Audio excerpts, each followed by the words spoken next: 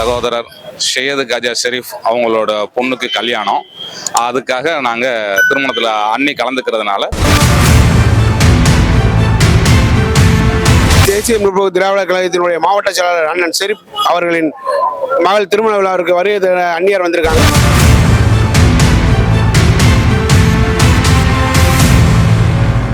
இன்னைக்கு திரளான மக்கள் இன்னைக்கு அந்நியரை பார்க்கறதுக்காக வேண்டி வந்துட்டு இருக்கோம்.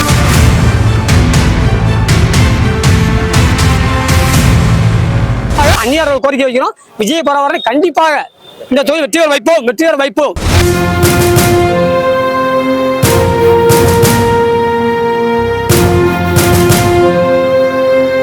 நம்ம கேப்டன் எவ்வளவு நன்மை செஞ்சிருக்காரு. இன்னைக்கு உலகத்திலே எதிரி யாரு? பசி. அந்த பசியை போகணும் எதிரி அந்த மனுஷ ஆத்மா சாந்தி அடைகிறதுக்காக அவங்க பிள்ளைங்க வளர்ச்சி அடையணும்.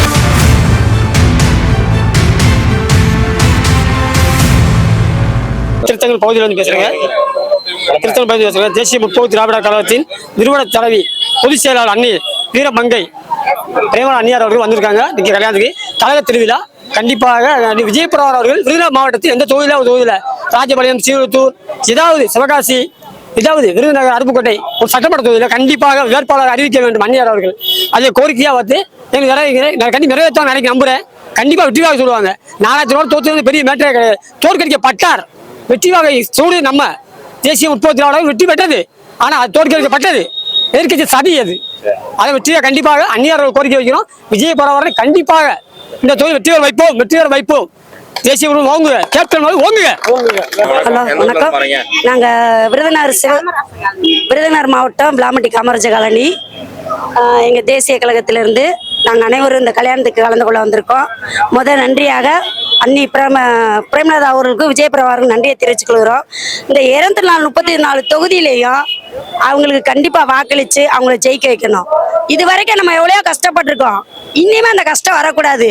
இது வரைக்கும் அரசியல நமக்கு என்ன நல்லது செஞ்சிருக்காங்களா? இல்ல. நம்ம கேப்டன் எவ்வளவு நன்மை செஞ்சிருக்காரு. இன்னைக்கு உலகத்திலே எதிரி யாரு? பசி. அந்த பசியை போகணும் எதிரி அந்த மனுஷ ஆத்மா சாந்தி அடைகிறதுக்காக அவங்க பிள்ளைங்க வளர்ச்சி அடையணும். அடுத்த முதல்வர் நம்ம பிரேமலதா தான் வரணும். இதை நான் மனசார வேண்டிக்கிறேன். 234 தொகுதியிலையும் பிரேமலதா மேடத்துக்காக நாங்க ஓட்டு கேட்கணும்னு உறுதி அளிச்சிருக்கேன், வாக்கு கொடுத்துருக்கேன். அது கண்டிப்பா முறையில செய்வேன். அடுத்து வர்ற நமக்கு முதல்வர் நம்ம நாட்டை ஒரு நல்ல முதல்வரா காப்பாற்றணும். அதான் நாங்க விளாமட்டி காமராஜ காலனி. ஆமா, ஒன்றே